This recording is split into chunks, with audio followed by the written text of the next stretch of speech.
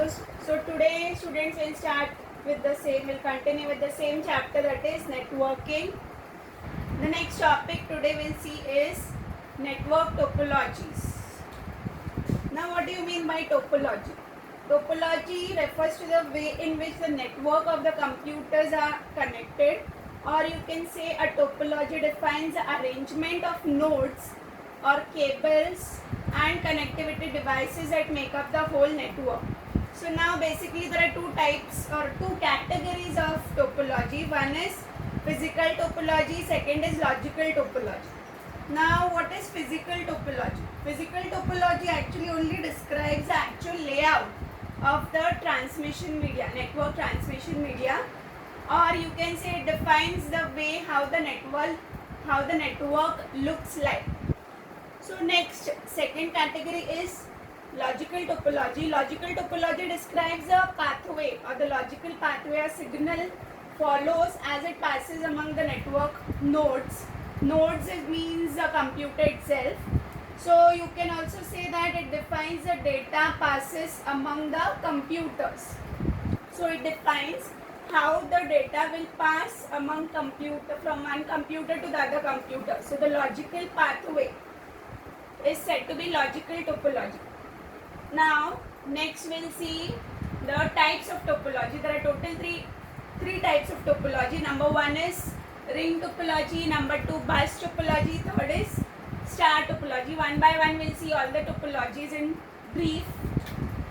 So number one, ring topology. In ring topology, every node is connected to the two adjacent nodes to form a ring. So hence the name is said to be ring topology. Now you can also say that ring topologies are wired in a circle, so hence it is said to be a ring topology. In ring topology, each node means, again I'll tell you, the node is said to be computers.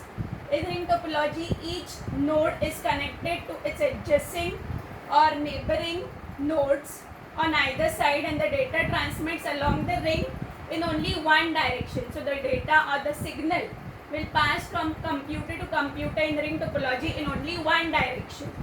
So hence it is also said to be one-way list. Now the next we can say is each device or each computer will incorporate a transmitter and receiver, since it passes the signal onto the next device in the ring. Now next you can add only 4 points.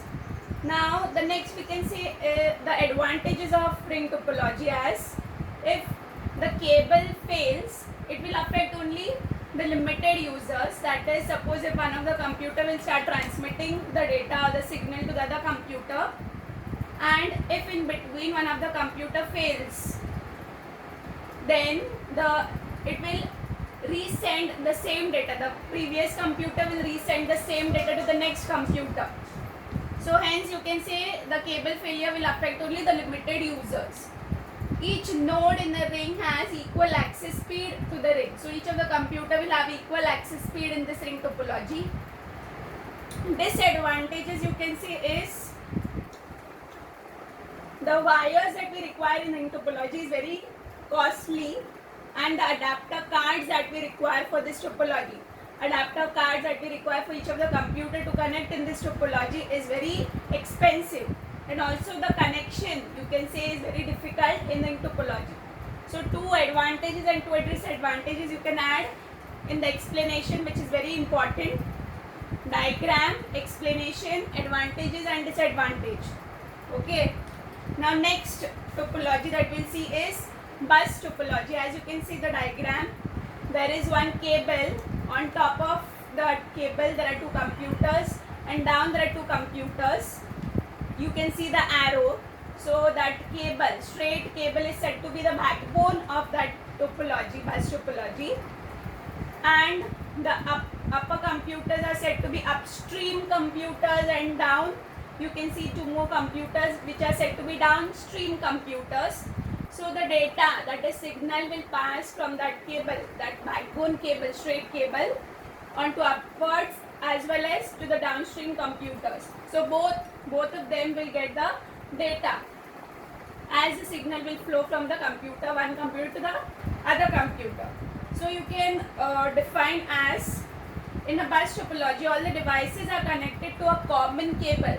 That common cable is nothing but called as the backbone of the network. And if that cable itself fails, all the computers will fail to transmit the data from one computer to the other computer. So the bus is available for each of the computer to send its data to each and every computer in that computer topology network.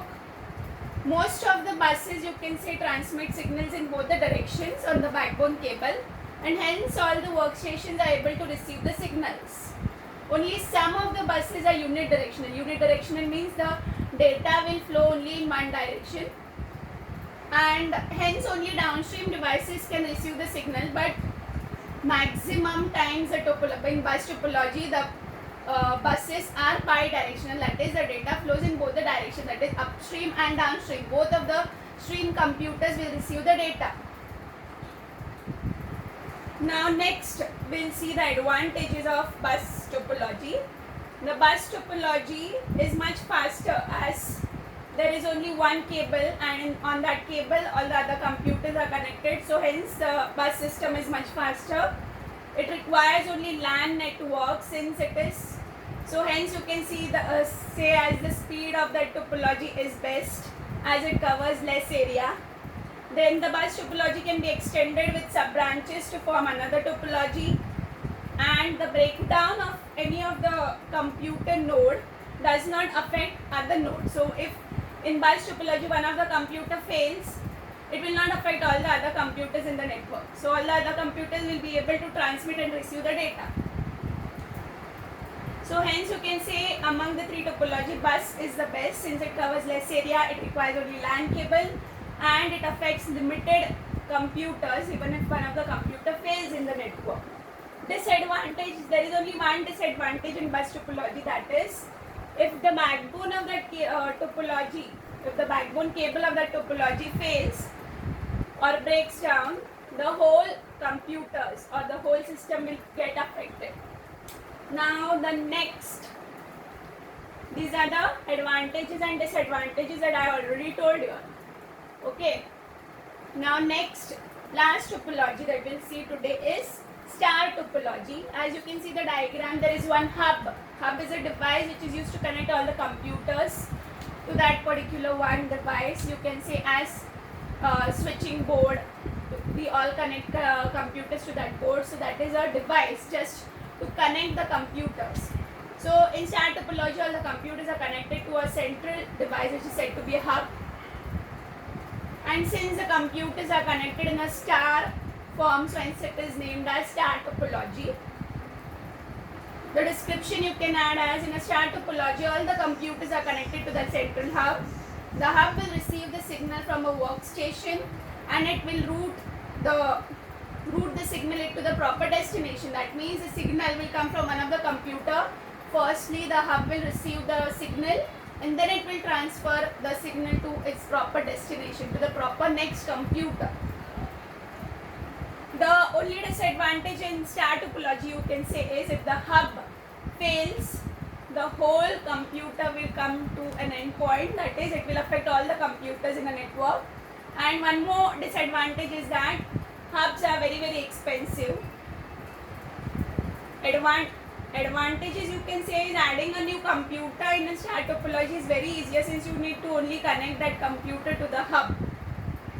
So the control is centralized due to the use of hub. So two advantages, two disadvantages. Two advantages were adding a new computer in a star topology is very easy, since you need to connect that computer only to that hub. The control is centralized due to the use of hub. Second advantage. Then disadvantage you can say is hubs are very expensive, and if the hub in the star topology fails, it will affect all the other computers in the network. Okay, this is just the description. Star topology, advantages and disadvantages.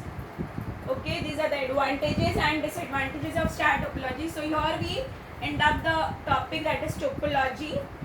Next we'll see the new topic of the same chapter. So thank you, students.